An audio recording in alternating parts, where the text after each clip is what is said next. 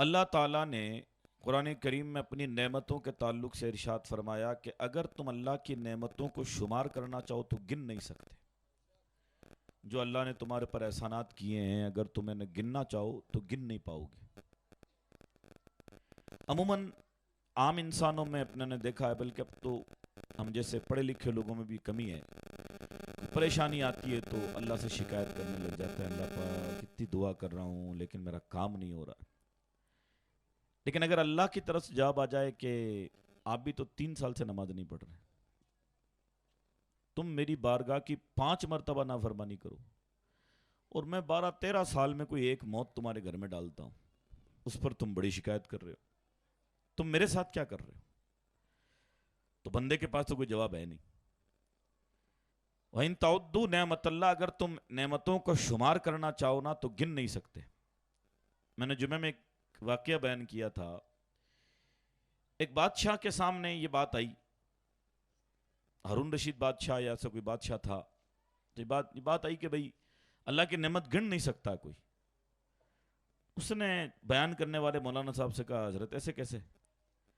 بھئی 2 ہماری آنکھیں ہیں، 32 دانت ہیں، یہ 34 نعمتیں ہو گئی، 2 کان ہیں 36 ہو گئے، ہے نا، 2 ہاتھ ہیں یہ 38 ہو گئے، 2 پیر ہیں 40 ہو گئے، پیر اور ہاتھ کی انگلیاں ملا کر کے 60 ہو گئی، 20 انگلیاں 40 اور 20 60، 2 گردے ہیں، سمجھے صاحب، ایک تلی ہے، ایک دل ہے، یہ تو گن سکتے ہیں ہم کہ یہ نعمت اللہ کی یہ ہیں۔ کہ صاحب یہ آپ کو بات ابھی سمجھ میں نہیں آئے گی، بہت ساری اللہ کے مسئلے، اللہ کے دین کی باتیں ماتھے سر پہ مصیبت آتی جب پتہ چلتا ہے، ابھی آپ کے سمجھ میں نہیں آئے گی۔ تو کہا ٹھیک ہے، شکار کرنے کے لیے بادشاہ کہیں نکلا۔ اچھا، بادشاہ لوگ بھی اس زمانے میں اگرچہ آج جیسی مشینیں تو نہیں تھی، پر اس زمانے میں اتنی سلیقہ مندی اور ہنر تھا لوگوں کے پاس کہ بھئی بادشاہ اگر شکار کرنے جا رہا ہے تو اس کی اونٹوں کے اوپر الگ اس کے ٹینٹ کا سامان الگ ہے، درییں اس کی قالینیں الگ ہیں تاکہ کہیں رکے تو کمرے جیسے ہی فیل ہو اس کو، اور جناب گوشت کا انتظام، فروٹوں کا انتظام، پانی کا انتظام، دودھ کا انتظام، وہ تمام چیزیں ساتھ رکھتے تھے بادشاہ۔ ایک جگہ کہیں جا کر کے رکے، کہا آج پڑاؤ یہیں ڈالیں گے، رات جنگل میں گزاریں گے۔ پھر بادشاہ نے وہاں اس کے لیے کھانا بنایا گیا، کھانا کھانے کے لیے بیٹھے ہو، بادشاہ نے پانی مانگا تو وزیر جو وہ مولانا صاحب ساتھ تھے جنہوں نے کہا تھا کہ اللہ کی نعمتیں گن نہیں سکتے ہیں، انہوں نے کہا کہ بادشاہ جی آپ نے اس دن کہا تھا کہ اللہ کی نعمت گن سکتے ہیں، یہ ابھی تو چلو آپ کا راج ہے یہاں پر، اگر آپ غیر کے راج میں چلے جائیں، وہاں ہو آپ کے دشمن، کوئی آپ کو مانتا نہیں ہو، وہاں کسی آدمی نے آپ کو پناہ دی کہ چلو میرے یہاں رک جاؤ، آپ نے پانی مانگا، اس نے کہا بھئی میں نے آپ کو بچایا لیکن پانی کیوں پلاؤں؟ پانی چاہیے تو یہ گلاس کے پیسے لگیں گے، اب آپ مرو مرو ہو رہے ہیں، اب کیا کرو گے؟ وہ کہہ رہا ہے کہ پیسے دو اور پانی لو۔ انہوں نے کہا میں ہر قیمت دینے کو تیار ہوں۔ کہا پھر بھی کتنی دو گے جان بچانے کے لیے؟ اس نے کہا کہ میں جان بچانے کے لیے جو ہے آدھی حکومت دے دوں گا۔ کتنی؟ کہ بس میری جان بچ جائے، کہ بس پی لو۔ پانی پی لیا۔ پھر اسی مولانا نے پوچھا کہ بادشاہ سلامت اب یہ جواب دو کہ جو پانی پیا نا یہ پیشاب بن کر نکلنے سے منع کر دے اور آپ تڑپ رہے ہوں، آپ کی حالت خراب، اب آپ کیا کریں؟ حکیم صاحب کہتے ہیں میں علاج تو کر سکتا ہوں، بغیر درد کے پیشاب لے آؤں گا آپ کا، لیکن پیسے لگیں گے، اور پیسے بھی میں 1000-2000 درہم سے نہیں مانوں گا، آپ کی تو جان پر بن پڑی ہے اور آپ کا پیشاب بند ہو گیا، میں پیشاب جاری کر سکتا ہوں لیکن پیسے لگیں گے، آپ کتنے پیسہ دے سکتے ہو اپنی جان بچانے کے لیے؟ آپ تڑپ رہے، پیشاب بند ہے۔ اس نے کہا میں آدھی حکومت دینے کو تیار۔ کہ بس یہی پوچھنا تھا کہ بادشاہ جی ایک گلاس کی قیمت حکومت ہے، پانی کی ایک گلاس، کہ نہ ملے تو کیا کروں، اور مل جائے تو اگر وہ نکلنے سے منع کر دے پیشاب بن کر تو مجھے کیا کرنا پڑے؟ ڈائلیسس کے مریض کو آپ نے دیکھا ہوگا، میں اور آپ تو کہتے ہیں پانی پیو بھائی، زیادہ پانی پینا چاہیے، 20 گلاس یا 16 گلاس پینے چاہیے، لیکن یار ڈائلیسس والے مریض کو ڈاکٹر کہتا پانی زہر ہے تیرے لیے. ایک بوتل دن بھر میں پینی ہوتی ہے ڈائلیسس والے کو جس کے گردے خراب ہوں. میں نے ایک مریض کو کہا جودھ پور میں کہ یار پانی تو فائدہ کرتا ہے گردے کے لیے, پی لیا کرو. انہوں نے کہا مولانا مجھے ایسا لگتا تھا کہ یار پانی سے کیوں منع کیا جا رہا ہے ڈائلیسس میں, ابھی تو پینا چاہیے صحت مند آدمی کو. تو کہا میں نے پی لیا تو میرے پیٹ پھول گیا, کیونکہ گردے کے اندر پیشاب بنا کر اس کو نکالنے کی صلاحیت ختم ہو جاتی ہے گردے کے مریض میں. شکر ادا کرو میرا آپ کا گردہ ٹھیک ہے. اگر کسی دن جمعرات کو گوشت نہیں مل کے چٹنی مل گئی, شکر ہے اللہ کا کہ بڑے مزے سے کھا لی, بس ٹھیک ہے. کینسر کے مریض سے پوچھو کچھ کھاتا تو الٹی آ جاتی, اس کو کھا ہی نہیں سکتا.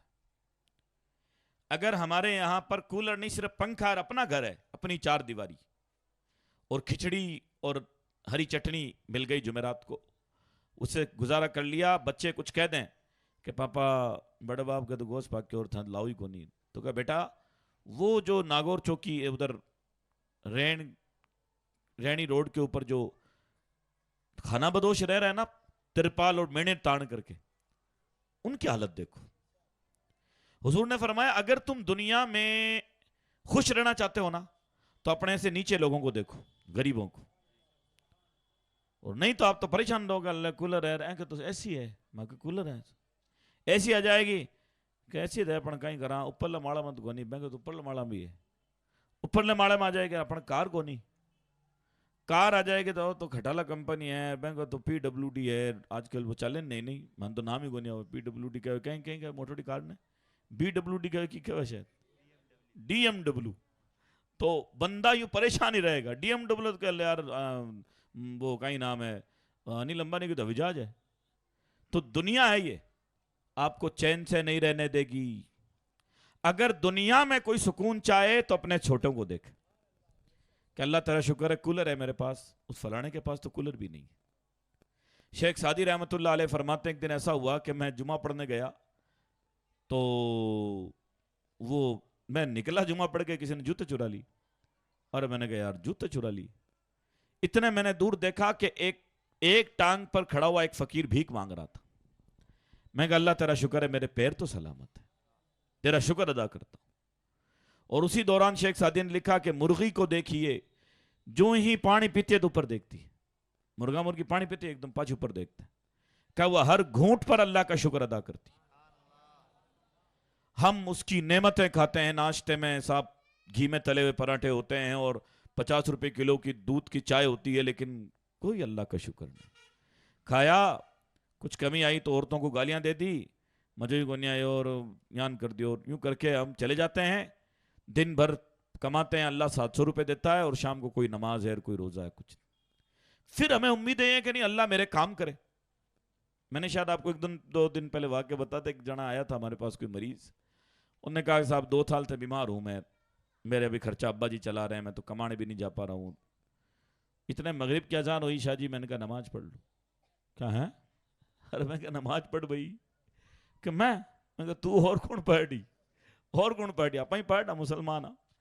تو میں نے پھر کہا, میں نے کہا یار یہی پرابلم ہے اپنے لوگوں میں کہ یار 2 سال سے گھر بیٹھے ابھی بھی یاد نہیں آ رہا ہے کہ اللہ ناراض ہے ہم سے. پتہ نہیں چل رہا ہے آپ کو ان باتوں کا. اللہ کے لکڑی لے کے آئے گا تب آپ مانیں گے اس بات کو. قرآن نے اسی احساس کو یاد دلانے کے لیے کہا الم یأن للذین آمنوا ان تخشع قلوبہم لذکر اللہ. ابھی بھی ٹائم نہیں آیا کہ مومنوں کے دل اللہ کے ذکر کے لیے نرم ہو جائیں. اللہ فرماتا میری نعمتوں کو شمار نہیں کر سکتے جو میں دے رہا ہوں. اللہ کی جو نعمت ہے نا اسے کوئی گن نہیں سکتا, اس کو کوئی گن نہیں سکتا ہے.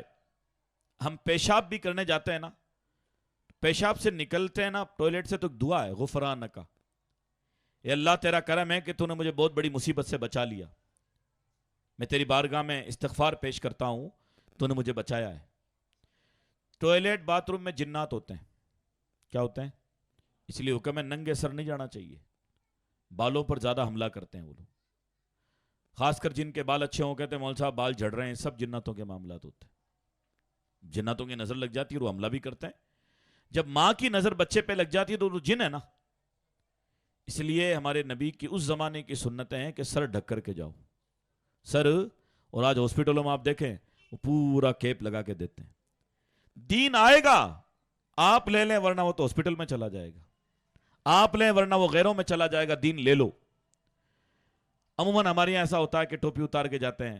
عورتیں تو اوڑھنا ٹانگ کے جاتی ہیں. نہیں, ٹوائلٹ باتھ روم جانے سے پہلے اگر اوڑھنے کا نیچے گرنے کا یا رومال کی گرنے کا خوف ہو تو آپ کوئی رومال یا ایسی کیپ کوئی ٹوائلٹ باتھ روم میں ایک ہینگر لگا کر کے رکھیں ضرور, تاکہ وہاں کی چیز وہیں کام آئے.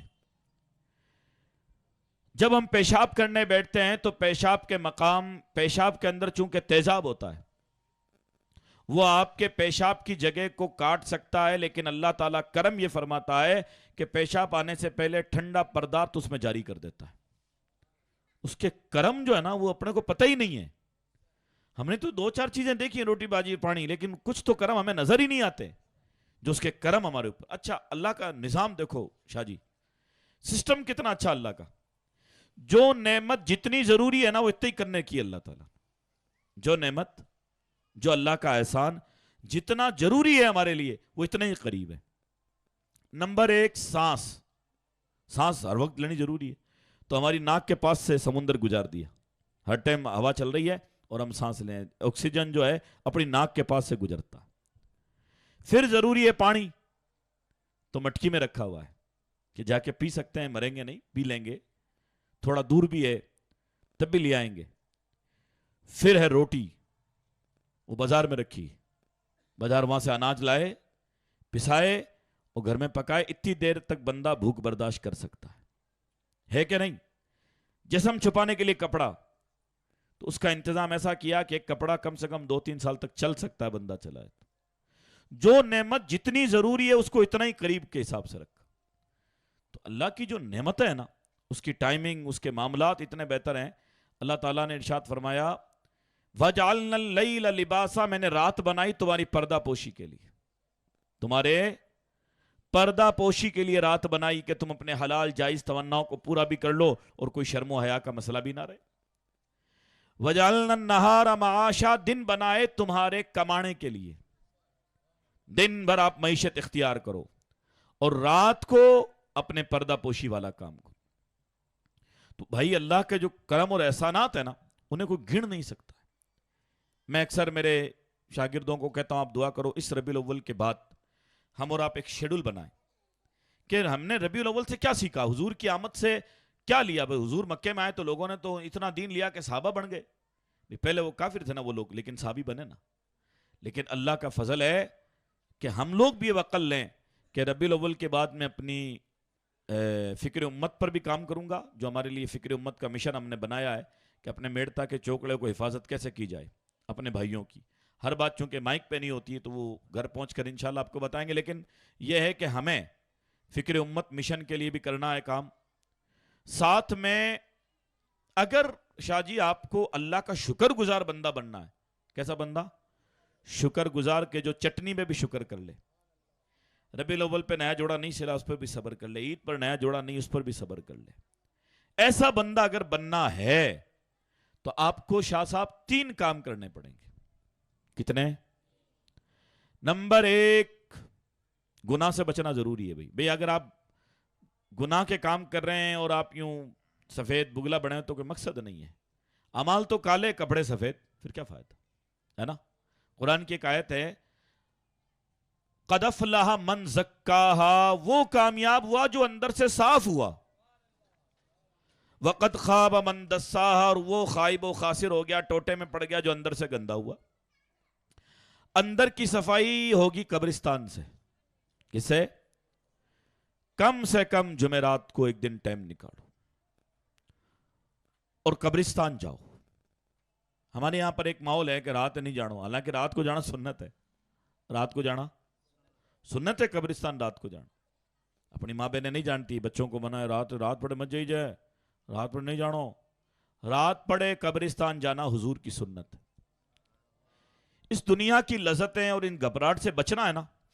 رات میں ہمارے مولانا عمر صاحب چھیپے ڈانگا تھوڑے گزر گئے, ہم ان کی قبر پہ رات کے ٹائم جاتے ہیں. ہمارے کچھ شاگرد ہیں, عمر صاحب کے کچھ مقتدی ہیں, تو ہم رمضان شریف کی راتوں میں اور عام دنوں میں ہم مغرب کے بعد کبھی عشاء بعد ان کے قبرستان پہ جا کے قبر پہ بیٹھتے ہیں، فاتحہ خوانی کرتے ہیں، اور وہ نماز اس وہاں جو چبوترا وہ نماز وہیں پڑھتے ہیں.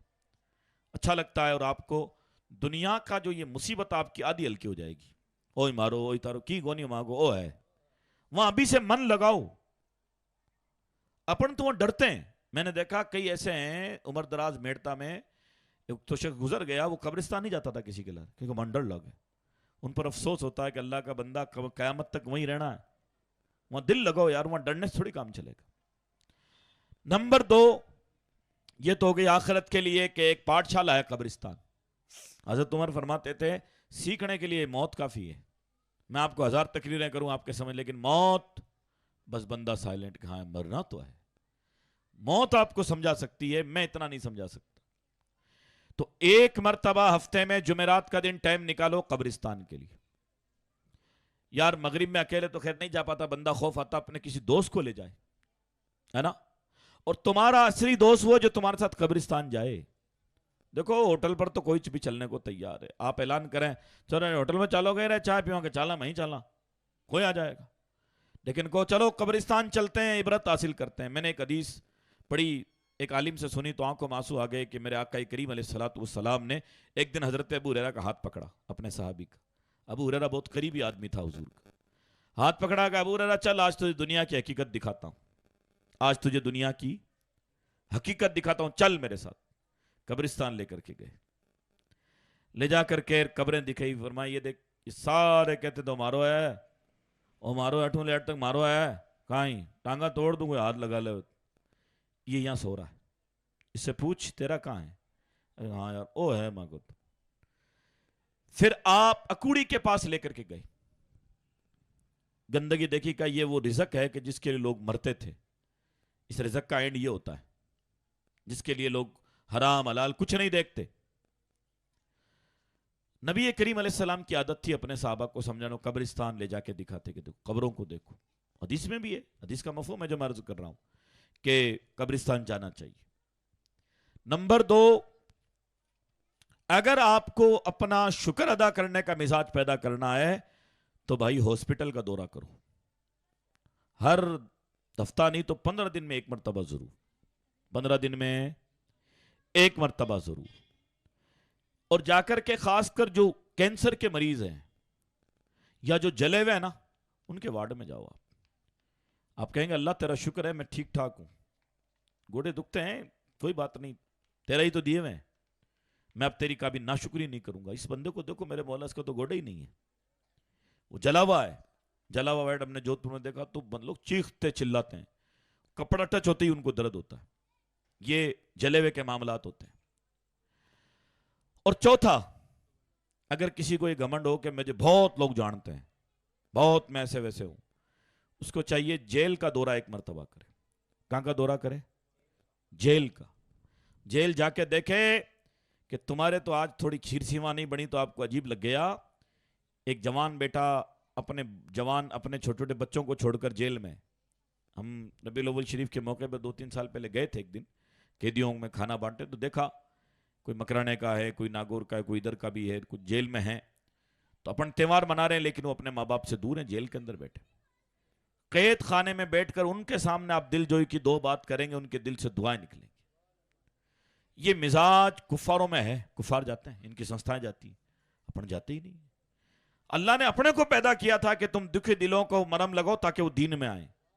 ہماری تو ایک دوسرے کی نہیں بنتی بھائی، کس کا مرم لگائیں گے ہم؟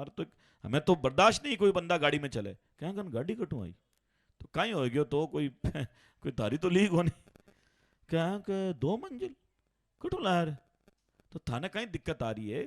اللہ کو شکر ادا کرو، مومن بھائی کا گھر بن رہا ہے، دیکھ کے خوشی ہونی چاہیے، دیکھ کر اچھا لگنا چاہیے میرے بھائی کا گھر بن رہا، الحمدللہ میرے بھائی کا گھر بن رہا. حضور نے فرمایا وہ آدمی جنت میں نہیں جائے گا جس کی بدماشی سے پڑوسی تنگ آ چکے ہیں.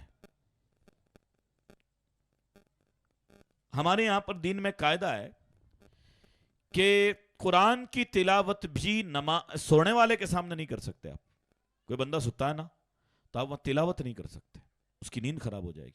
حالانکہ دین تو یوں بھی کہہ سکتا ہے کہ بھئی دین ہے تو کہیں اللہ اور قرآن ہو تو، لیکن دین ایسی باتیں نہیں کرتا. دین کہتا ہے یہ انسان ہے، اللہ کو تو کسی آرام کی ضرورت نہیں ہے، لیکن بندے کو آرام کی ضرورت ہے، لہذا اس کے آرام میں خلل نہ آئے، اس لیے اسلام کہتا قرآن کی تلاوت دھیرے کرو۔ ہونا بھی یہ چاہیے کہ پروگراموں کے اندر بھی اوپر کے بھونپو نہیں لگ کر کے بس محلے کے اندر کے اسپیکر ہونے چاہیے تاکہ جو بیٹھے انہیں آواز آئے، کسی کی نیند ہماری وجہ سے خراب نہ ہو۔ اسی طرح قید خانے میں جب جاتے ہیں تو احساس ہوتا ہے کہ یار لوگ کتنے پریشان ہیں۔ وہ قبریں عموماً جن کے پاس کوئی نہیں، آپ نے دیکھا ہوگا، ہمارا تو قبرستان بانڈیا لگتا ہے، چنتڑی میں آپ لوگ جاتے ہیں تو کچھ ایسی قبر جن پہ کوئی جانے والے نہیں، وہاں جا کر ان کے لیے دعائیں مغفرت کریں تو اس مردے کے دل سے دعا لگے گی، آپ کے کام بننے لگیں گے، آپ اس طرح کے لوگوں کے پاس جائیں۔ اور اپنے ایک بیماری اور بھی ہے، ماں باپ کے چلے جاتے ہیں، پردادے کی قبر پتہ رہتی تو یہ کون کہ شاید ہمارا پردادا جی رہی ہے، یار جن لوگوں نے روکڑے کھڑے کر کے تمہارے باپ داداؤں گھر دیے تھے ان کی قبر پر جاتے ہی نہیں ہیں۔ ہم تو خالی بس وہ تازہ تازہ قبریں جہاں پھول دکھتے ہیں وہیں جا کے آتے ہیں۔ وہاں جاؤ جو اپنے پرکھے تھے، دادا، لکڑ دادا، سکڑ دادا، ان کی قبروں پہ جا کر کے ہمیں فاتحہ خوانی کرنی چاہیے، ان کے نام صدقہ و خیرات کرنا چاہیے۔ تو یہ چند باتیں میں نے آپ کے سامنے رکھی، اللہ تبارک و تعالی مجھے آپ کو عمل کی توفیق عطا فرمائے۔ تو بھائی شکریہ ادا کرتے رہنا چاہیے۔ قرآن کریم کی ایک آیت اللہ نے فرمایا لَأَشْكُرَنَّكُمْ، اگر میرا شکر ادا کرو گے، لَأَزِيدَنَّكُمْ، تو تمہیں زیادہ دوں گا، تمہیں زیادہ دوں گا۔ شکر ادا کرو، میرے مولا تیرا بڑا کرم ہے، میرے یہاں گوشت تو نہیں بنتا ہے لیکن یہ دال مجھے بغیر بھیگ کے ملی ہے، میرے یہاں گوشت نہیں بن پاتا ہے، لیکن اللہ تیرا کرم ہے کہ بقرعید میں میرے گھر گوشت تو نہیں لیکن یہ جو دال ہے یہ میری اپنی ہے، اس کے لیے میں نے کہیں سے ادھار نہیں لے کر آیا ہوں، مجھے عید کے لیے کہیں جانا نہیں پڑا ہے، بکرا تو میرے گھر نہیں ہے لیکن الحمدللہ میں کسی کا محتاج بھی نہیں ہوں، میں کسی کا محتاج بھی نہیں ہوں۔ جب آپ اس طرح شکریہ ادا کرنے والے بن جائیں گے تو اللہ تعالیٰ آپ کو زیادہ نعمتیں عطا فرمائیں۔ جسمانی تکلیف کو لے کر ایک حدیث بیان کر دیتا ہوں، اس کے بعد انشاءاللہ میں اپنی گفتگو سمیٹوں گا۔ وہ بات یہ ہے میرے بھائی، ایک ایسی حدیث کہ آپ کے آدھے ٹینشن دور ہو جائیں گے۔ کچھ لوگ آپ نے دیکھا اندھے ہوتے ہیں، آنکھیں نہیں، ان کی آنکھیں چلی جاتی ہیں، یا تو ماں کے پیٹ سے اندھے پیدا ہوتے ہیں یا آنکھیں نہیں ہوتی ہیں۔ اندھے آدمی کے لیے حضور نے فرمایا اللہ کا وعدہ، اللہ اس کو جنت عطا فرمائے گا۔ اندھے کے تو مزے ہو گئے، اندھے کے تو مزے ہو گئے، جنت میں جائے گا وہ تو۔ لیکن جن کی آنکھیں ہیں اور اگر انہوں نے آنکھوں کا مس یوز کیا، صحیح استعمال نہیں کیا، تو آنکھوں میں لوہے کی سلاخیں پھیری جائیں گی، بندہ کیا کرے گا؟ لہذا اگر پرتیک بندہ چاہے کہ میں میرے کنٹرول میں رہوں اور میں اپنا گھر اور اپنا در اور اپنے بال بچوں کی تعلیم و تربیت اور قوم کے لیے کچھ کرنا چاہوں تو اس کو قرآن سے بن جانا چاہیے۔ قرآن آپ کو بالکل مینٹین کر کے چلے گا انشاءاللہ۔ درود شریف پڑھیں صلی اللہ علیہ محمد، ایک مرتبہ درود شریف پڑھ لیں آپ۔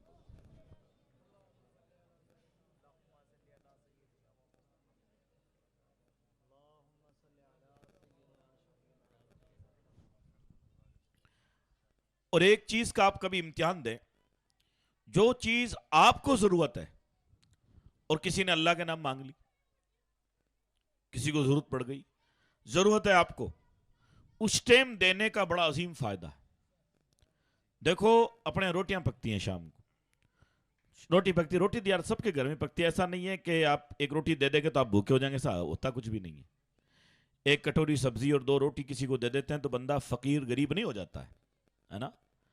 لیکن جس وقت آپ کو ضرورت ہو اور آپ اپنے لیے لے آئیں کہ یہ میرے لیے میں نے لیا ہے، یہ عید کا جوڑا ہے میرا، اور آپ اللہ کو راضی کرنے کے لیے کسی فقیر کو وہ جوڑا دے دیں، ہو آپ کے لیے 1000 روپے کا جوڑا، 200 روپے میٹر جوڑا ہو، اور 5 میٹر آپ کے کپڑا بنتا ہے اور 500 روپے اس کی سلائی ہے، تقریباً 1100 روپے تک کا آپ کا معاملہ بیٹھتا ہے۔ اجمیر سے کپڑا لائیں، آنا جانے کا کرایہ وغیرہ ملا کر 1100 روپے پہ جوڑا بن رہا ہے، اور کسی رمضان شریف میں کسی غریب نے کہہ دیا میرے پاس کپڑے نہیں، اس ٹائم وہ اگر آپ کپڑا دے دیتے ہیں تو اللہ فرماتا گویا تم ایک بھاکر پہ چڑھ گئے ہو، تم نے بھاکر پہ چڑھ کے نیکی کا کام کیا ہے، جب ضرورت تمہیں تھی تم نے دے دیا۔ ہم سال بھر کے کپڑے بھیڑے کرتے ہیں، جو میں نہیں پہنتا وہ دے دوں گا، جو میرے نہیں آ رہا وہ دے دوں گا، بھائی اس میں کون سا کمال ہے یار؟ یا تو پوچا بنا لے کسی غریب کو دے دے، تیرے تو کوئی مسئلہ ہی نہیں ہے۔ ہاں کچھ غریب ایسے بھی ہوتے ہیں جو کہتے ہیں تمہارے کپڑے جو دے دو، تو بات الگ ہے، لیکن آپ کوشش کریں کہ وہ چیز دیں جو آپ کو اچھی لگتی ہے۔ قرآن کریم کی ایک آیت ہے، 4 پارہ جب شروع کرتے ہیں اس میں اللہ نے فرمایا لن تنالوا البر، ہرگز نیک نہیں بن سکتے، حتی تنفقوا مما تحبون، جب تک کہ وہ چیز پیش نہ کرو جس سے تمہیں محبت ہے، جس سے تمہیں، بھئی 10 روپے سے کوئی خاص محبت ہوتی نہیں آدمی کو، دے دیتا اللہ کے نام۔ محبت ہے 500 کے نوٹ سے بھائی صاحب، محبت ہے وہ جو اجمیر سے جوڑا لائے نا 1200 روپے کا، اس سے محبت ہے۔ 1000 روپے کا جو جوتے کا جوڑا آگرے سے لائیں، اس سے بڑی محبت ہے۔ کاش کبھی ایسا ہو جائے کہ آپ یہ والی چیز پیش کر دیں اور دیں اللہ کے خاطر۔ کس کے خاطر؟ اللہ کے خاطر۔ پھر آپ اس کے اجر دیکھیں قیامت کے دن۔ غالباً ایک حدیث قدسی ہے کہ قیامت کے دن اللہ تبارک و تعالیٰ ایک آدمی سے کہے گا کہ بندہ کہے گا اللہ تعالیٰ میں تیری بارگاہ میں امید کر کے آیا ہوں، مجھے اجر ثواب وغیرہ کچھ ملے گا۔ فرمائے گا کہ میں بھوکا تھا تو نے مجھے کھانا نہیں کھلایا۔ بندہ کہے گا یا اللہ تعالیٰ، یہ مولی لوگ تو کہتے ہیں کہ اللہ تعالیٰ کھانے سے پاک ہے۔ اللہ فرمائے گا میرے پاس کپڑے نہیں تھے، تو نے کپڑے نہیں دیے تھے۔ تو بندہ کہے گا یہ چیز کیسے ہوگی؟ کہا جائے گا یاد کر فلاں غریب آیا تھا تیرے پاس کہ اس نے کہا میرے بچے کے پاس کپڑے نہیں ہیں، عید آ رہی ہے۔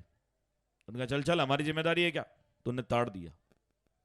ایک غریب نے کہا کہ صاحب بچی کا بچہ ہونے والا ہے، شوہر بھی اس کا کام کرتا نہیں ہے برابر، نالائق قسم کا شوہر ہے، شراب میں پیسے اڑا دیتا ہے، میری بچی کا بڑا مسئلہ ہے، تو 1 مہینے کا راشن آپ ڈلوا دیں۔ آپ نے منع کر دیا کہ ہماری ذمہ داری ہے کیا، ہم کس کس کو دیں، اور تم نے تاڑ دیا تھا اس کو۔ اگر اس ٹائم اس کو دے دیتا تو مجھے وہیں پاتا، یعنی میری مرضی وہیں مل جاتی، تجھے میری مرضی وہیں مل جاتی۔ اور یہ جذبہ ہے نا حضور نے اپنے صحابہ کرام میں ڈالا تھا۔ قرآن کریم میں 29ویں پارے میں ایک واقعہ ہے سورہ دہر کے اندر۔ اس واقعے سے آپ سمجھو کہ جس ٹائم آپ کو چیز اچھی لگ رہی اس ٹائم دے دینی بہت بھاری نیکی کا کام ہے۔ حضور نبی کریم علیہ السلام کی بیٹی حضرت فاطمہ کے بچہ امام حسن امام حسین بیمار ہو گئے، تو فاطمہ الزہرا نے، حضرت فاطمہ نے، حضور کی بیٹی نے منت مانی، اللہ پاک میرے بچے ٹھیک ہو جائیں گے تو ہم 3 روزے رکھیں گے، 3 روزے رکھیں گے۔ ماں بہنوں آپ سے بھی گزارش ہے، منت مانو تو روزے کی مانو، اور آپ کے بھی کئی کام اگر رکے ہوئے ہیں آپ نفلی روزہ بول دو، اللہ تعالیٰ تیری رضا کے خاطر 3 روزے رکھوں گا، 3 روزے رکھوں گا۔ اے اللہ تعالیٰ میرا فلاں کام کر، میں 3 مسکینوں کو کھانا کھلاؤں گا۔ اے اللہ تعالیٰ میرا فلاں کام ہو جائے گا، میں 20 نفل پڑھوں گا۔ ان کا آپ کو اتنا ثواب بھی ملے گا اور آپ کے کام بہت جلدی ہوں گے، انشاءاللہ کام بہت جلدی ہوں گے۔ اس منت کو پورا کرنا ضروری ہوتا ہے، اگر ایسی منت کوئی مان لیتا تو اس کو پورا کرنا بہت ضروری ہوتا ہے، واجب ہے، کیونکہ اللہ سے وعدہ ہوا ہے۔ تو حضرت فاطمہ نے یہ اللہ سے وعدہ کر لیا، منت مان لیا، اللہ پاک میرے بچے ٹھیک ہو جائیں گے تو ہم 3 روزے رکھیں گے، 3 روزے رکھیں گے۔ تو بچے ٹھیک ہو گئے تھوڑے دن بعد، تو روزے رکھے۔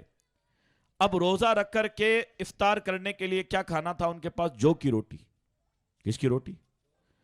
جو کی روٹی۔ ہم تو شربتی جو ہے گیہوں کی ہر کرتے ہیں، وہاں جو کی روٹی تھی حاجی صاحب، دعا کی تھی اللہ اتنا ہی دینا میری اولاد کو کہ کمر سیدھی رہے، بس کافی ہے، اور باقی سارا قیامت میں دینا جو بھی اجر و ثواب ہے۔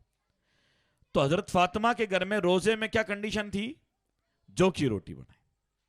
افطار میں یار بندے کی تمام چیز نعمت وہ کھانا ہی تو ہے نا۔ وہ روزہ کھلنے کا ٹائم ہونے سے جسٹ پہلے ایک یتیم آ گیا، اے نبی کے گھر والوں میں مسکین ہوں، میرے پاس کچھ نہیں ہے۔ مسکین کہتے ہیں صبح کا کھانا انہوں نے دے دیا، شام کو پتہ نہیں کون دے گا، کوئی کنفرم نہیں، کوئی راشن نہیں ہے۔ اے نبی کے گھر والوں میں مسکین ہوں۔ حضرت فاطمہ نے اپنی روٹی ان کو اٹھا کر کے دی، اور جو دوسری روٹیاں ان کے خادمہ تھی حضرت فضہ، اور گھر کے لوگوں نے دوسری روٹیوں میں ارجش ہو گئے اور فاطمہ نے اپنے حصے کی روٹی غریب کو دے دی۔ دوسرے دن پھر روزہ رکھا. پھر افطار کرنے بیٹھنے والے تھے, ایک یتیم بچہ آ گیا. کہا نبی کے گھر والوں مجھے دو, میں بھوکا پیاسا آدمی ہوں, یتیم ہوں اور میرے والد صاحب نہیں ہیں. اس کو اٹھا کر کے دے دیا. تیسرے دن پھر روزہ کھولنے بیٹھے, اسیر آ گیا, قیدی, کہ میں قیدی ہوں مجھے کچھ دو. اب آپ کہیں گے قیدی ان کے گھر میں کیسے آ گیا؟ قید تو جیل میں رہتا, یوں لگتا ہے نا آپ کو. اس کا جواب یہ ہے, اس زمانے میں کچھ قیدی ایسے ہوتے تھے کہ ان کے مالک یہ کہتے کہ اتنے سال تک تو مجھے کہیں سے روٹی لا کے دے دے تو میں تجھے آزاد کر دوں, تو بھی کھا اور مجھے بھی کھلا. تو قیدیوں کا ایسا بھی کوئی سسٹم پہلے ہوتا تھا. تو وہ قیدی آیا کہ کوئی روٹی دو, میں تو میرے مالک کو روٹی دیتا ہوں تب آزاد ہوں گا. خاتون جنت نے وہ روٹی اپنے تیسرے دن والی بھی روٹی دی اور خود میں ارجش, دوسروں کے میں نوالے سے ارجش اپنے پریوار میں ہو گئے. یار شاہ جی وہ دی تو جو کی روٹی تھی نا, گوشت روٹی تو نہیں تھا, وہ حلوہ پوڑی تو نہیں تھا, سونا چاندی تو نہیں تھا, کیا تھا؟ جو کی روٹی. لیکن وہ جو کی روٹی فاطمہ کے لیے تو ہیرا تھا نا, ان کے لیے تو کھانے کا انتظام ہی وہی تھا. آپ نے اٹھا کے دے دیا. اللہ نے قرآن میں واقعہ بیان فرمایا. اللہ فرماتا وَيُطْعِمُونَ الطَّعَامَ عَلَى حُبِّهِ مِسْكِينًا, یہ وہ ہیں کہ اللہ کی محبت میں مسکین کو دیتے ہیں. کس کی محبت میں دیتے ہیں؟ اللہ کی محبت میں مسکین کو دیتے ہیں. وہ یتیم اور یتیم کو دیتے ہیں, وہ اسیرہ اور قیدی کو دیتے ہیں. اور دے کر کہتے کیا ہیں؟ انما نطعمکم لوجہ اللہ, بے شک ہم نے تو یہ اللہ کے لیے دیا ہے. ہم تمہیں اے آنے والے اسیر تمہیں کھلاتے ہیں اللہ کے لیے. لا نرید منکم جزاء ولا شکورا, ہمارا ارادہ نہیں کہ آپ ہمیں شکریہ بولیں. یہ کمی ہے اپنے اندر. اپن کسی کی مدد کرتے ہیں تو ہمیں امید رہتی ہے کہ ابھی میری تمام باتیں مانے گا. پھر اللہ کے لیے تو نہیں دیا, پھر تو آپ نے غلامی کی.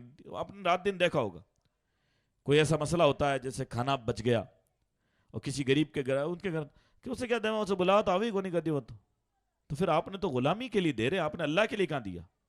دے کے بھول جائیے تاکہ بینک بیلنس وہاں کھلے قیامت میں, وہاں پھر بے شمار ملے گا. لیکن آپ 2 روٹی کا بھی اجر یہی چاہیں, 500 روپے کسی غریب کو دے کر چاہیں کہ میری صفائی کرے وہ, پھر تو آپ نے اللہ کے لیے تو کچھ بھی نہیں دیا. وہاں حال یہ تھا کہ لا نرید منکم جزاء ولا شکورا, ہم نے تو اللہ کے لیے دیا ہے, ہمارا ارادہ نہیں ہے کہ اے آنے والے فقیر آدمی تو مجھے شکریہ ادا کر. نہیں.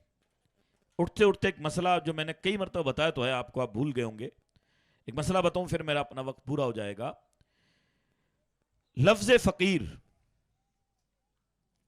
اللہ تعالیٰ نے تمام مسلمانوں کا نام دیا ہے. فقیر کو کسی ایک برادری سے جوڑنا غلط ہے, کسی ایک برادری سے جوڑنا غلط ہے. لوگ پڑھے ہوئے نہیں ہیں, اسے جوڑ دیتے ہیں. اللہ فرماتا واللہ غنی وانتم الفقراء, اللہ غنی ہے اور باقی تمام بندے فقیر ہیں.